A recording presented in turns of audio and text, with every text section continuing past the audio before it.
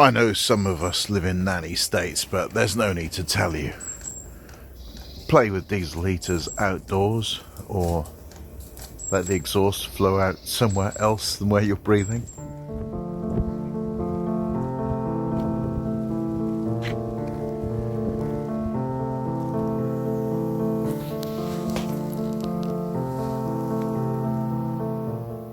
Pay attention, 007. This is the diesel heater episode. First, you need to drill holes in your chassis in the right place. Look at the video there. Then, you get a box like this. This is the cheapest Chinese diesel heater on the market, because this is the Socks with Sandals channel. It comprises a fuel tank outlet pipe, a fuel filter, a fuel pump, fuel lines, the diesel burner, hot air outlet pipes, external cold air intake line, and exhaust outlet with silencer, wiring loom, control panel, various clamps, fixtures and fixings. Some may come with a pipe to your diesel tank, a mounting plate, and I've decided to get a 12-volt computer fan for circulation, and a thermometer cum carbon monoxide alarm. It's 4 Celsius indoors because global warming. It's about 39 Fahrenheit. I'm going to put a hole near the bottom of the diesel can in which this fuel outlet widget can sit. Don't go right at the bottom, and if it's at an angle, don't go right at the bottom, because some dregs might sink down and you don't want that in the filter and pump. And if you're British, like me, cup of tea, Earl Grey hot. So I've looked at where this is going to go inside my van.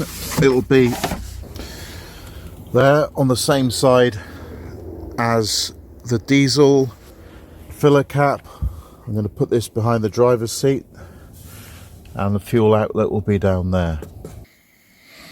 Let's pick the right drill bit. Right, just make sure the fuel outlet fits. Yeah, take it out again.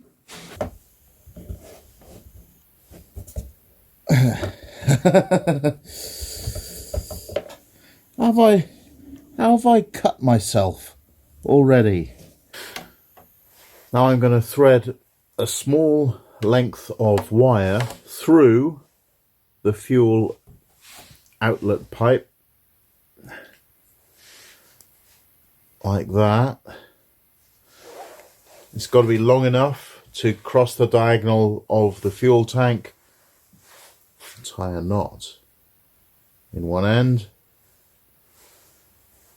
Right, and then drop it in. Make sure this O-ring is on first. Right, then you've got to get the wire out through the hole that you've made.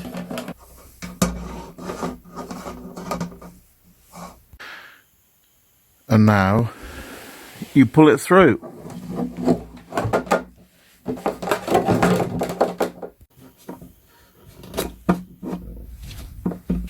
So there it is, emerging. So keep pulling.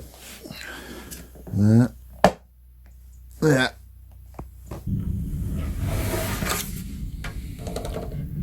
Once the screw thread comes out, send down the other O-ring and the nut.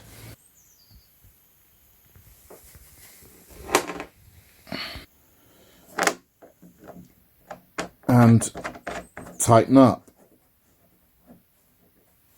Then unthread the wire from the outlet pipe.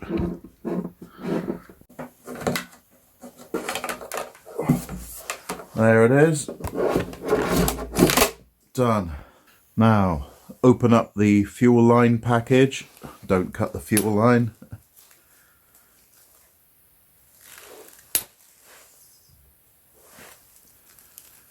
And then we'll go out to the vehicle to make sure we got the right lengths for each of the stages, the fuel filter and the pump, marking them with a marker pen.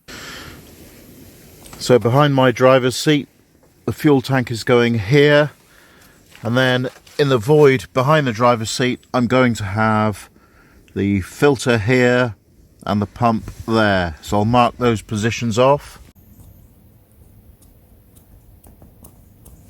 Pass the line through to the left side, where I'm going to put the diesel heater down there.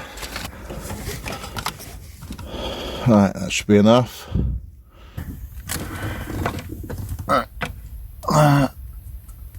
Alright, pull it all back out again. I've always left a little sort of 10% extra so it's not snagging or pulled too tight. Cut the fuel line at the places where you marked. Let's lay the fuel line system out schematically along with the clamps. So there's the fuel filter, fuel pump, heater.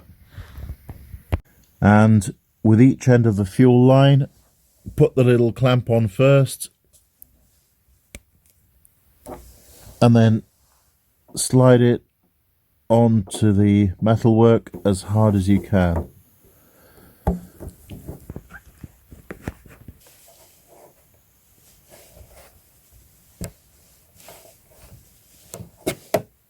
Slide the clamp down and put it on. Lovely. Making sure that you observe the direction of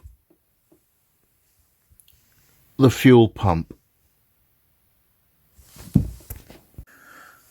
Something I wasn't impressed by was this air intake filter.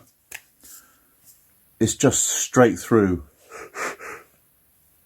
Now obviously you don't want things like flies and spiders and dust and grit getting in there, so I was going to put a filter in. You don't want to use one of these COVID mask filters because they restrict the airflow and provide a breeding ground for bacteria, so throw that away. Get yourself a nice scouring pad like this. You see, the holes are small enough to let lots of air through, but stop anything like insects or grit coming in. So I'm just going to put a piece in the intake, check you can breathe through it just fine, and then put the stone cap back on top. And I don't think the top of the air filter is clamped on sufficiently either, so I'm going to tape that. That's better.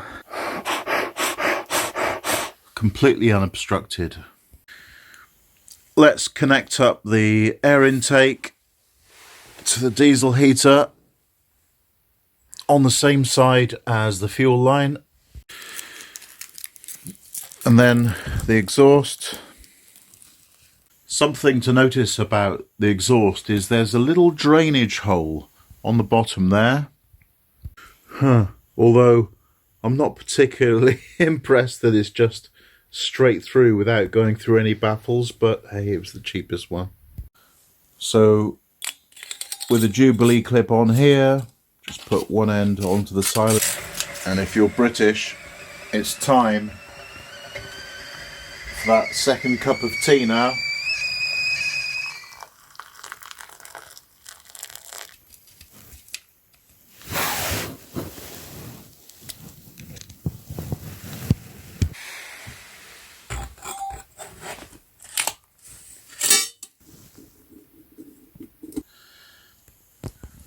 Well, that's pretty much it. I'll just plug the wiring loom in and give it a test.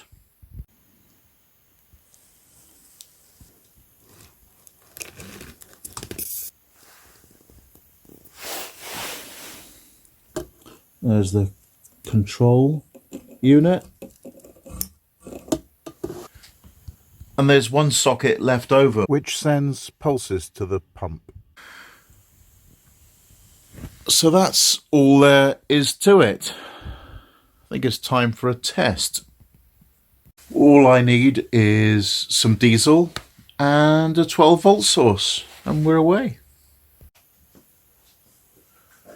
After a cup of tea, obviously.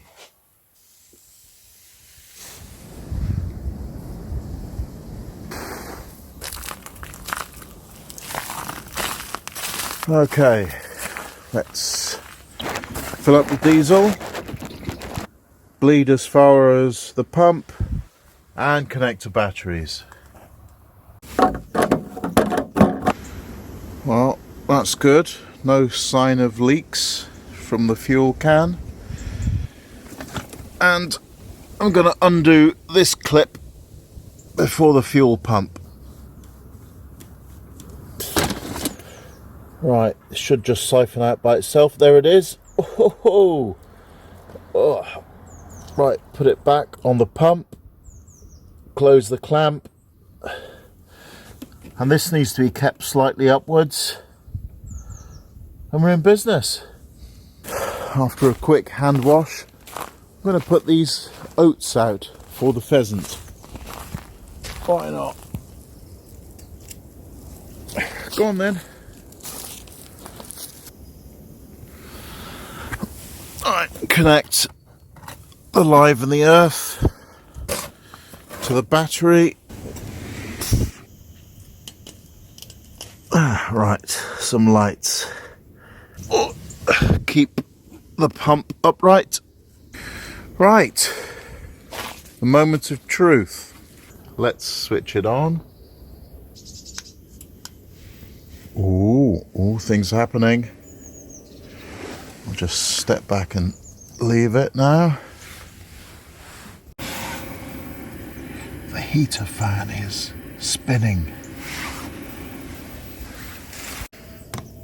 The pump has begun to tick. And look, oh, is there movement? There's a movement in that little bubble in the pipe there. That's going to take ages to get through there. Maybe I should have bled the whole line. Starting to pick up the pace now. There's some movement down here. Mostly diesel and a few bubbles. Well, it stopped ticking, but the dial is still on. And I can smell burned air. Maybe that's the glow plug going off there. So the pump has started to titrate again. The exhaust pipe is wobbling. Now the pump has stopped and the fan is really blowing now. It's a bit cold at the moment. This is after about 5 or 7 minutes of warm-up. And the dial is flashing.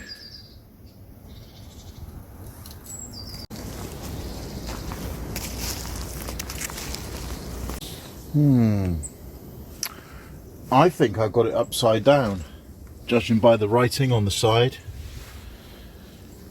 Turn it upside down, try again.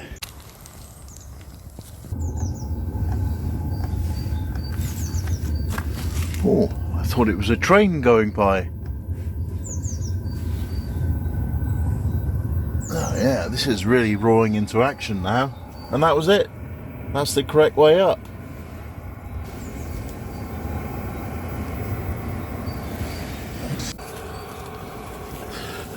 Exhaust coming, a fan blowing.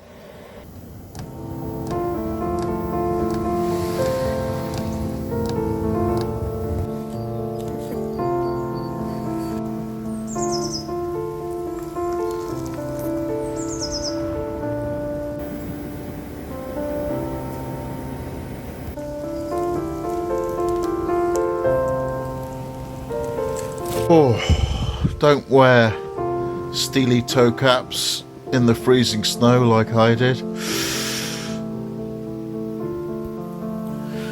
See more about my choice of where I drilled the holes in the chassis there. More about this tiny little house in the forest there. Watch my van life adventures from the beginning there, from the beginning of lockdown. Subscribe there. See you in the next one. B-roll.